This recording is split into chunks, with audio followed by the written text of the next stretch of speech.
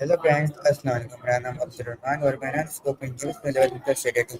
तो आज हमारे साथ एक अहम शख्स मौजूद है जो है हुज़ैफ़ा, मिस्टर हुज़ैफ़ा अहमद। तो चलिए हम इसके इंटरव्यू करेंगे, इनकी लाइफ के बारे में जानेंगे, इनकी ज़िंदगी के बारे में जानेंगे और इनसे कुछ सारे बेसिक सवाल करेंगे। तो चलिए हम स्टार्ट करते हैं। तो लेट्स गेट स्टार्टेड। तो सबसे पहले हेलो हुज़ैफ़ा, अस्सलाम वालेकुम। कैसे हैं आप? ठीक हैं? वालेकुम अस्सलाम अल्हम्दुलिल्लाह अब्दुर्रहमान, मैं भी ठीक हूँ। आप कैसे हैं? जी, मैं भी ठीक, अल्लाह का शुक्र। तो ज़फ़र भाई, मेरा एक छोटा सा सवाल है कि आप मेरे व्यूअर्स को अपने छोटे सा इंट्रोडक्शन दे दें, ताकि जो लोग जानते हैं वो आपको जो जानते हैं और जो लोग आपको नहीं जानते हैं वो लोग भी आपको जान जाए। अच्छा, फॉर माय इंट्रोडक्शन, मेरा नाम मोहम्मद हुज़ैफ़ा अहमद है और मैं Rehan school teacher training Korangi campus में तकरीबन 1 से डेढ़ मंथ से यहाँ पे एज़ अ स्टूडेंट सीखने की कोशिश कर रहा हूँ। और मेरी एज 17 साल है। और आपको एजुकेशन के बारे में मैं अपना थोड़ा-सा बैकग्राउंड दे दूँ तो सबसे पहले मैंने अपनी 1 क्लास से 5 क्लास से लेकर नर्सरी से 5 क्लास से लेकर मैंने अपनी नूरुल कुरान में हिफ्ज़ और एकेडमिक्स को साथ-साथ लेके अपना हिफ्ज़ मुकम्मल किया 5th क्लास में। उसके बाद 6 से 10th तक मैंने अपनी मैट्रिकुलेशन भी पास की और आगा खान बोर्ड से। और उसके बाद 10th क्लास कंप्लीट करी मैंने दी होराइज़न हाई स्कूल से। उसके बाद मैं फर्स्ट ईयर के लिए I went to Askari college और वहाँ पे मैंने फर्स्ट ईयर कंप्लीट करी। और अब मैं यहाँ पे रेहान स्कूल में हूँ और यहाँ पे मैं एआई सीखने की कोशिश कर रहा हूँ।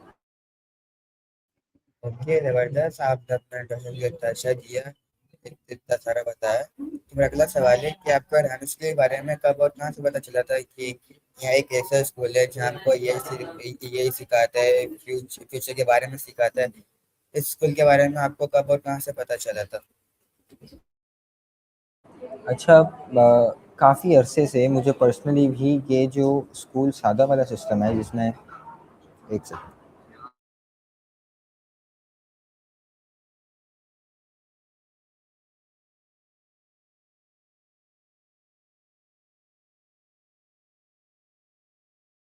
सॉरी, अच्छा मैं ये बात कर रहा था कि ये जो सादे वाली स्कूल सिस्टम है जिसमें पेन और कॉपी लेके बैठे रहते हैं और एक ही जगह पे बैठ के रटना और ये सब करना, इससे मैं काफ़ी हद तक तंग आ चुका था। और मैं खुद भी इसी तलाश में था कि मुझे कोई ऐसी स्कूल मिले जिसमें प्रैक्टिकल लाइफ के बारे में चीज़ें सिखाई जाएँ और ऐसी स्किल्स सिखाई जाएँ जो असली में ज़िंदगी में काम आए, ना कि ऐसे फॉर्मूले रटवाए जाएँ जो थोड़े अरसे बाद एग्ज़ाम्स के बाद भूल जाएँ। तो मुझे थोड़ी बहुत प्रॉब्लम थी और मैं ये बात अपने पेरेंट्स से डिस्कस कर चुका था। और थोड़े ही अरसे में I think in about a week और सो मेरे फादर के पास रेहान स्कूल की एडवर्टाइजमेंट आई। और जब एडवर्टाइजमेंट आई तो उन्होंने मुझे बताया, हमने इसके बारे में रिसर्च की, पता करा कि ये सच है या नहीं है, क्योंकि आपको पता है काफ़ी सारे फ्रॉड्स वगैरह चलते हैं। तो मैंने रिकन्फर्मेशन की और जाना और उसके बाद हम लोग ने रमज़ान के बाद यहाँ पे एक विज़िट किया। यहाँ पे सर मोहसिन राठौर से मेरे अब्बू की बात हुई, उनसे बहुत फ़ैसिनेटेड हुआ और उनसे बात करी तो हमें पता चला कि टीचर्स ट्रेनिंग बूट कैंप नाम का भी एक यहाँ पे प्रोग्राम है और यहाँ पे मेरे लिए एआई सीखने का बहुत अच्छा मौका है। तो वहाँ से फिर मेरी रेहान स्कूल की जर्नी स्टार्ट हुई और पिछले डेढ़ महीना हुआ है मुझे यहाँ पे आए हुए और तब से मैं सीख रहा हूँ। ओके, जबरदस्त। तो मेरा अगला सवाल है कि ये कि आप टीचर ट्रेनिंग क्यों कर रहे हैं? तो ये करने की आपकी आपकी क्या वजह है, क्या मकसद है ये करने का? अच्छा, पहले रीज़न तो ये था कि जब मैं एसीसीएल का पता किया तो वो छोटे बच्चों के लिए था और मेरी एज ग्रुप के लिए नहीं था, तो that wasn't possible for me. उसके बाद मेरे पास जो दूसरा ऑप्शन था वो था हॉस्टल, और हॉस्टल में रहना मेरे लिए इस वक्त बहुत ज़्यादा नहीं है, क्योंकि मैं खुद एक्स्ट्रा क्लासेस भी लेता हूँ रात की प्रोग्रामिंग की और वो काफ़ी अच्छे से चलती आ रही हैं, तो मेरे लिए उसको डिसकंटिन्यू करना काफ़ी मुश्किल हो जाता है। इस वजह से हॉस्टल भी ऑप्शन ख़त्म हो गया। अब आखिरी मेरे पास ऑप्शन बचा टीचर्स ट्रेनिंग बूट कैंप। अच्छा, सिर्फ आखिरी ऑप्शन की वजह से मैंने इसको चूज़ नहीं किया। इन्होंने मुझे बताया कि इसका जो बेसिक कोर्स है 2 महीने का, वो करने के बाद आप इतने ज़्यादा आप रेडी हो जाएँगे कि आप एक स्टूडेंट को रेहान स्कूल के बारे में समझा सकते हैं और बाकायदा टीच कर सकते हैं। जब मैंने ये बात सुनी तो मुझे शुरू में तो यकीन नहीं आया। फिर इन्होंने मुझे बताया कि आपका कॉन्फिडेंस बिल्ड होगा, आपकी इंग्लिश स्पीकिंग स्किल्स बेहतर होंगी, आपको एआई सिखाया जाएगा, video editing, graphic designing, vibe coding, ये सब चीज़ें आपको सिखाई जाएँगी इस 2 महीने के कोर्स में। बेसिक लेवल पे ज़रूर, लेकिन सिखाई जाएँगी। और ये जब बातें मैंने सुनी तो मुझे काफ़ी अच्छा लगा और मुझे समझ आई ये बात कि हाँ, ये जो चीज़ें हैं इसमें बंदे को अपना टाइम इन्वेस्ट करना चाहिए। और ये सीखने में बंदे को टाइम लगाना चाहिए, ना कि उस चीज़ में कि जो 1 साल पढ़ो, एग्ज़ाम दो और उसी के अगले महीने भूल जाओ।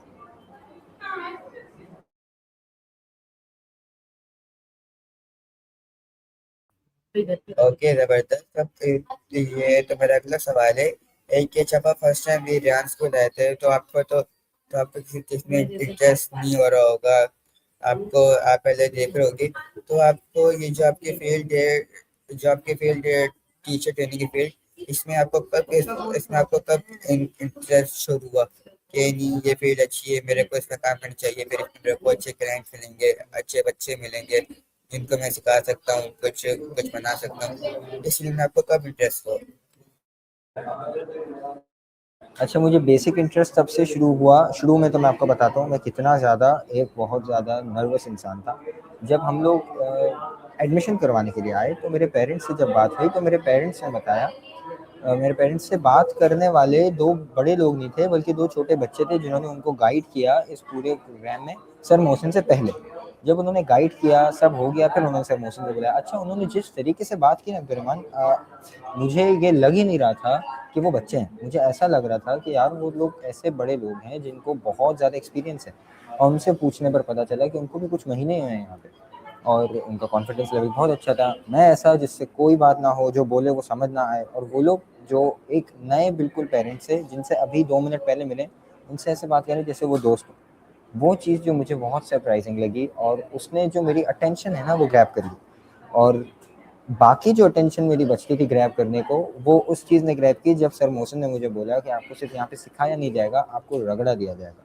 अच्छा, रगड़ा इन अ सेंस कि मुझे यहाँ पे एडमिशन टीम में डाला गया, और यहाँ पे मुझे फिज़िकली पेरेंट्स से भी बात करने कुछ सीखने को मिला, और कॉल्स अटेंड करना भी, व्हाट्सएप मैसेजेस का जवाब देना भी मुझे यहीं से सीखने को मिला। और स्पेशली यहाँ पे जो एक चीज़ बहुत अच्छी है ना, वो ये है कि यहाँ पे आपको मल्टीटास्किंग मिलती है, आपको चीज़ों को मैनेज करना और प्रायोरिटाइज करना है। आपके पास अगर 4 काम हैं तो वो आपकी ज़िम्मेदारी है कि आप सबसे ज़्यादा इम्पोर्टेंट वाला काम कितना जल्दी और कौन सा करते हो। एग्जैक्टली वही चीज़ यहाँ पे सिखाई, और वो जब मैंने सीखा, मैं थका, मुझे समझ आया कि हाँ, this is skill I am talking about. वहाँ से मुझे इंटरेस्ट, जो थोड़ा बहुत मेरी अटेंशन बची थी वो इसने ग्रैब करी, और फिर टीचर्स ट्रेनिंग में मुझे बहुत ज़्यादा एक दिलचस्पी आना शुरू हुई।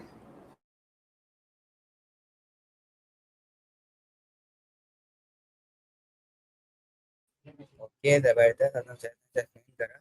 तो मेरा अगला सवाल है कि कि अगर आप इस फील्ड में एक्सपर्ट हो गए, मतलब आप मास्टर बन गए, मतलब आप फैसिलिटेटर बन गए, तो फिर आप अपने जो आपके जूनियर्स होंगे, तो आप उनके साथ काम करना चाहेंगे। जी बिल्कुल, जिन जूनियर्स के साथ मैंने अपनी ज़िंदगी का, अपने इस एक्सपीरियंस का काफ़ी ज़्यादा टाइम गुज़ारा, उनको ट्रेन किया, उनको समझाया, ज़ीरो से लेके आगे तक बढ़ाया, मैं ज़रूर चाहूँगा कि वो जूनियर्स मेरे साथ रहें, मेरी हेल्प भी करें और मेरे साथ एज़ अ फ्रेंड भी रहें। और वो, अच्छा, आपको मैं बताऊँ, कल मैंने बहुत एक छोटे बच्चे से इंटरव्यू किया, और उसने मुझे इतना बताया जितना मुझे खुद को नहीं पता था।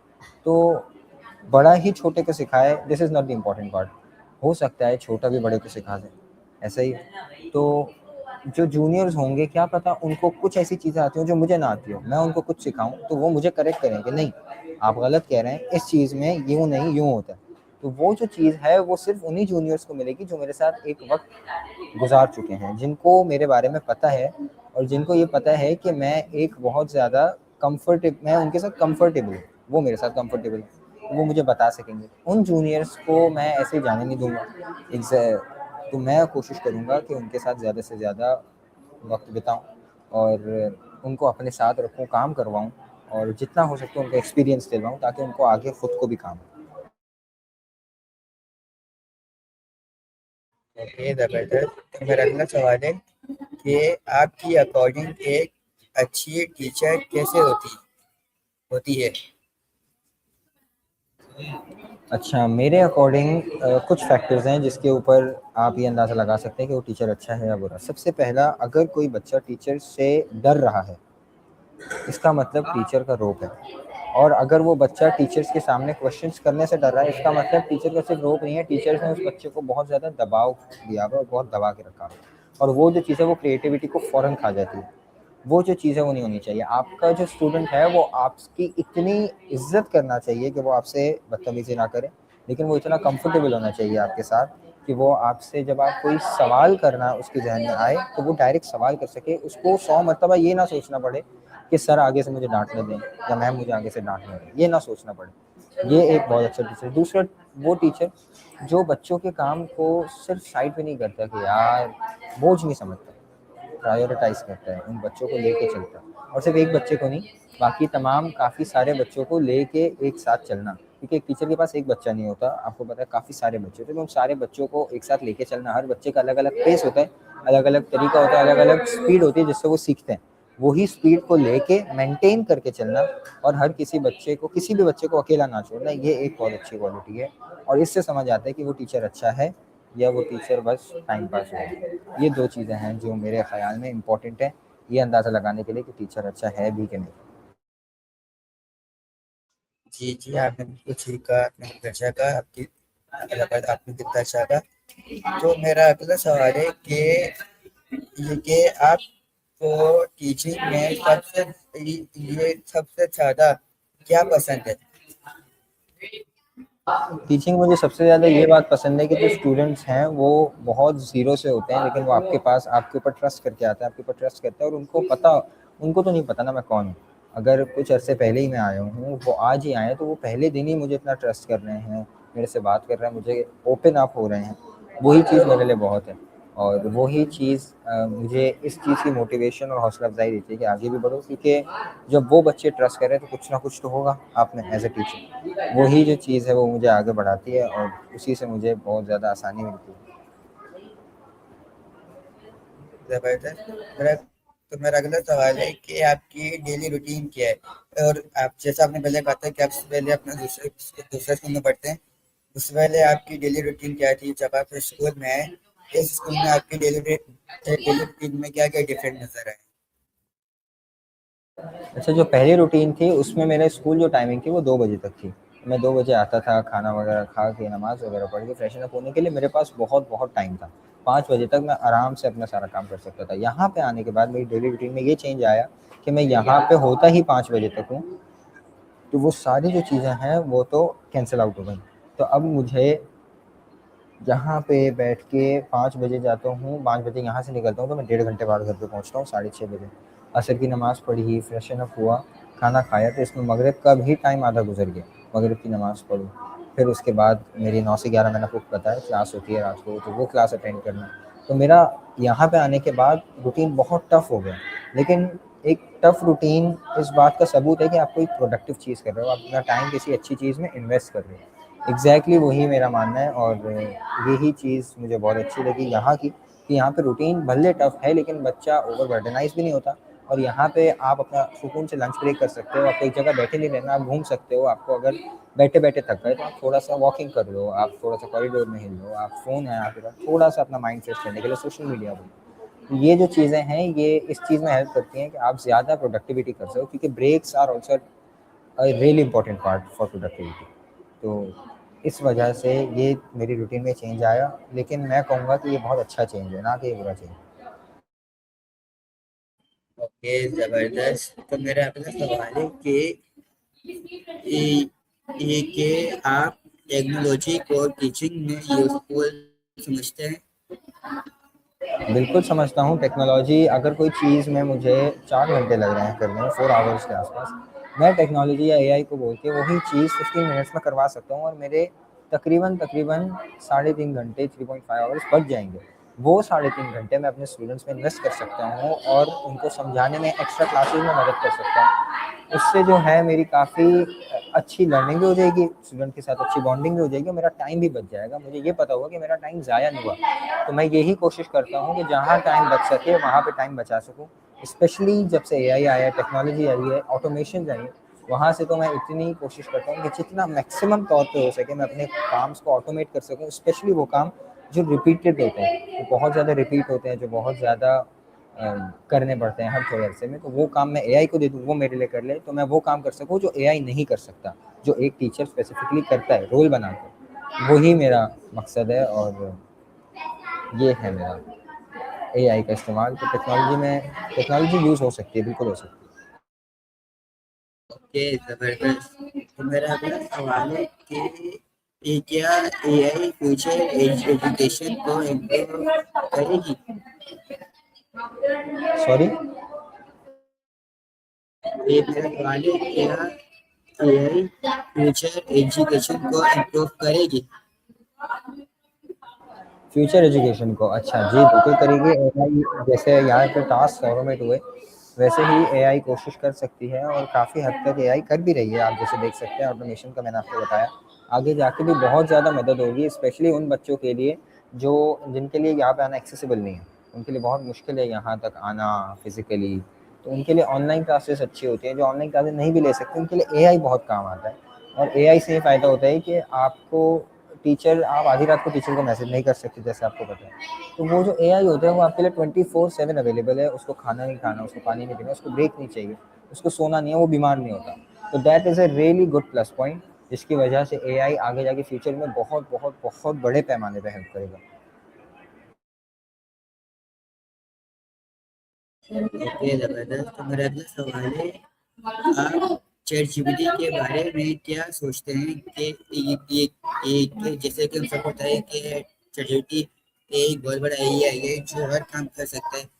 इसके बारे में आप क्या सोचते हैं कि ये आने वाले के दिनों में हम इंसानों के कैसे बिल्ड करेगा? चूंकि कुछ कंट्रीज में इसने अपने दिखा है कि ये लोगों को एग्जिस्ट करता है, लोगों की बातें सुनता है।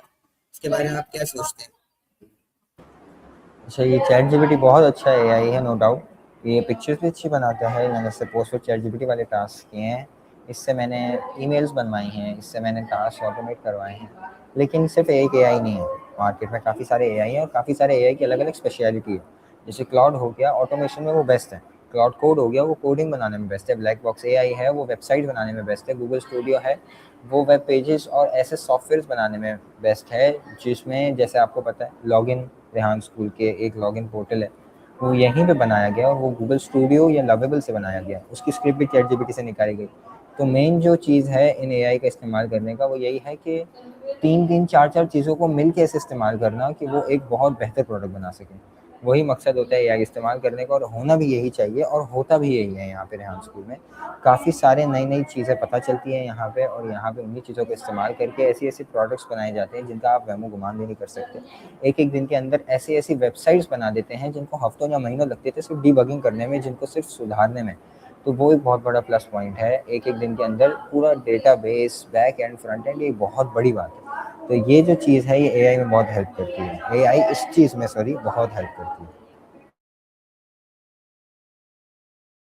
ओके, जबरदस्त। के जैसा कि आपने बताया कि आपको रन स्कूल दिल्ली में 1.5 मंथ हो चुके हैं, और इन 1.5 मंथ से आपने इतना कुछ सीखा है, इतना कुछ अचीव करा है, तो बहुत कुछ सीखा है। तो आप आपने इन 1.5 मंथ में कुछ वेबसाइट बनाई है? मतलब कोई क्लोन हो गया चैट जीपीटी का, कोई व्हाट्सएप क्लोन हो गया जो पब्लिक भी हो सके, जिसको प्ले स्टोर में डाल सके, कोई आपने ऐसी वेबसाइट बनाई है? अच्छा, रेहान स्कूल के अंदर तो मैंने अभी वेबसाइट नहीं बनाई, क्योंकि टीचर ट्रेनिंग में जो टास्क हैं उनके अंदर ये अभी अवेलेबल नहीं है। और इसमें कोडिंग टास्क हैं, जैसे छोटी बहुत छोटी मोटी टाइमर ऐप बनाना एक प्रॉम्प्ट से, जैसे कैलेंडर ऐप बनाना, टू डू लिस्ट बनाना, क्लॉक ऐप बनाना, स्टार्ट स्टॉप वॉच बनाना, ये सब चीज़ें तो बनाई। लेकिन जो आप क्लोन्स बोल रहे हैं वो बनाई नहीं है। लेकिन मैं एक बात बताऊं कि ये जो चीज़ें हैं, वेबसाइट्स हैं, ये मैंने रेहान स्कूल में नहीं बनाई, लेकिन इनको मैंने खुद पर्सनली बनाया है वेबसाइट को। स्पेशली एक वेबसाइट है वो मैंने बनाई थी और वो डिप्लॉय की, उसको लाइव किया, और अब एक जो कस्टमर थे जिनको मैंने बना के दी थी वो आज भी इसको चला रहे हैं। तो वेबसाइट बनाना आता है, एआई को इस्तेमाल करना आता है, और काफ़ी आसानी हो गई। क्योंकि मैंने जब वो वेबसाइट बनाने से पहले मैं आपको बताऊं, जब मैं किसी उसके पास गया, सॉफ्टवेयर हाउस के पास, तो उन्होंने मुझे, आप यकीन करें, डॉलर्स में बताया, और वो डॉलर्स में पैसे देना कहीं भी किसी भी एंगल से वर्थ इट नहीं था। जब मैंने खुद उसके बारे में सीखा, थोड़े बहुत कोर्सेज देखे, खुद करा, तो उससे मुझे ये पता चला कि ये काम मैं एआई से बहुत आसानी से करवा सकता हूँ, बहुत कम, बहुत अफोर्डेबल प्राइस में। और वो जब मैंने करवाया एक छोटी सी अमाउंट देके, तो वो उससे मुझे काफ़ी फ़ायदा हुआ, और सामने वाला भी था उसको भी काम उसका जल्दी मिल गया। तो ये दोनों जो साइट्स थी, जैसे मैंने बनाई और उनको बना के दी क्लाइंट साइड, तो उन दोनों साइट्स को इस एआई की वजह से आज के दौर में काफ़ी ज़्यादा हेल्प हुई और जी मैंने ये वेबसाइट बनाई है, रेहान स्कूल के अंदर नहीं लेकिन पर्सनली बनाई। ओके ओके बेटा, तो इसके साथ मिलते हैं एक छोटे से ब्रेक के साथ। तब तक के लिए अल्लाह हाफिज।